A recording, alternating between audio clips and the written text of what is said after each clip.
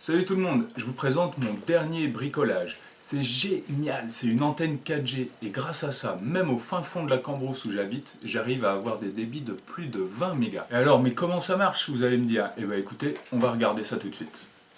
Alors ça c'est juste une protection que j'ai découpée dans un vieux sac plastique, donc on l'enlève. Elle est tenue avec des aimants. Tous les aimants vont tomber, mais c'est pas grave.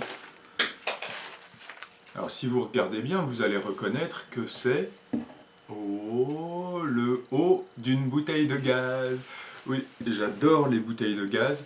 Et d'ailleurs, si vous voulez voir un super instrument de musique que je construis avec, c'est juste cette vidéo qui apparaît au-dessus. Et donc, qu'est-ce qu'on voit à l'intérieur? On voit mon téléphone ici et un tout petit ordinateur qu'on appelle un Raspberry Pi. Les antennes du téléphone sont situées en haut et donc j'ai centré approximativement les antennes dans le cercle de l'antenne parabolique. Le téléphone est connecté par USB au Raspberry Pi qui lui-même est connecté grâce à sa prise filaire réseau au réseau de la maison. Alors, comment ça marche? Eh bien, tout simplement, les ondes envoyées par l'antenne relais sont concentrées ici et se réfléchissent jusqu'aux antennes du téléphone portable. Et inversement, quand le téléphone portable émet, les ondes qu'il émet, au lieu de partir dans toutes les directions, sont concentrées dans la direction de l'antenne relais. Alors c'est pour ça que c'est important de bien diriger l'antenne, notre antenne, dans la bonne direction pour qu'elle pointe exactement, ou le plus précisément possible en tout cas, vers l'antenne relais qu'on veut joindre. Concernant les logiciels à installer sur le Raspberry Pi, je vous mets quelques liens dans la description. Là, c'est en anglais, mais c'est assez facile à suivre, vous verrez. La première étape, c'est de la nettoyer un petit peu. Donc là, je passe un petit coup de disqueuse pour enlever la rouille, le vieux gaz, etc. Et puis là, j'ai découpé une plaque métallique pour faire une fixation pour le câble. Voilà, là, je soude cette fixation-là. Je m'en suis pas servi finalement. Ça fait un support simplement pour le téléphone. Voilà, donc une fois que ça c'est en place, voilà le résultat une fois que la plaque est soudée. Et puis après ça tenait pas debout vu que c'est rond, donc je me suis dit que j'allais lui faire une petite patte quand même.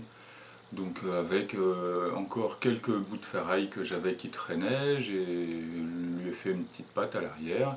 Et maintenant il tient vraiment bien debout, c'est très stable. Voilà, et après la fixation pour le téléphone lui-même, je l'ai fait tenir avec du scratch, voilà, que j'ai collé sur un petit bout de bois.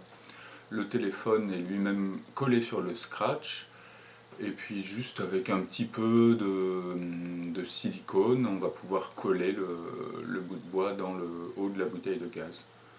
Voilà, donc là je le mets, hop, et puis il suffit de le laisser sécher une heure à peu près, et puis c'est bon. Et j'ai fait le même principe pour fixer le Raspberry Pi. Voilà, là j'ai un peu galéré parce que j'avais pas de vis assez petite, donc j'ai fait une fixation avec une vieille carte de crédit qui traînait. Et il tient sans problème. Voilà, comme il n'y a pas d'effort dessus, il tient très bien. Et enfin, la couverture, c'est un sac plastique que j'ai découpé, elle tient juste avec des aimants. Voilà, donc quelques petits aimants, ça ce serait peut-être à améliorer pour le futur. Je pense en cousant les aimants sur le sac plastique lui-même. Voilà, en les fixant soit collés, soit cousus sur le sac plastique, je pense que ça serait ça l'idéal. Et puis donc là vous pouvez voir les résultats que j'ai eus qui sont incroyables. Donc avant j'étais à même pas 1 méga, que ce soit en download ou en upload. Et là, depuis que j'ai installé ça, je capte la 4G parfaitement, elle décroche jamais. Avant, ça passait souvent en 3G, mais là, ça reste en 4G. Et donc, j'ai environ 20 mégas en téléchargement. Voilà, en upload, c'est un peu moins bien, c'est 1 méga et demi, 2 mégas.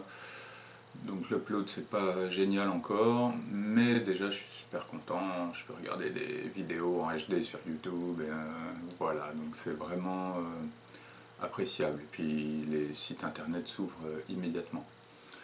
Ah, ce bricolage là, je l'adore, c'est génial, ça marche super bien maintenant internet chez moi.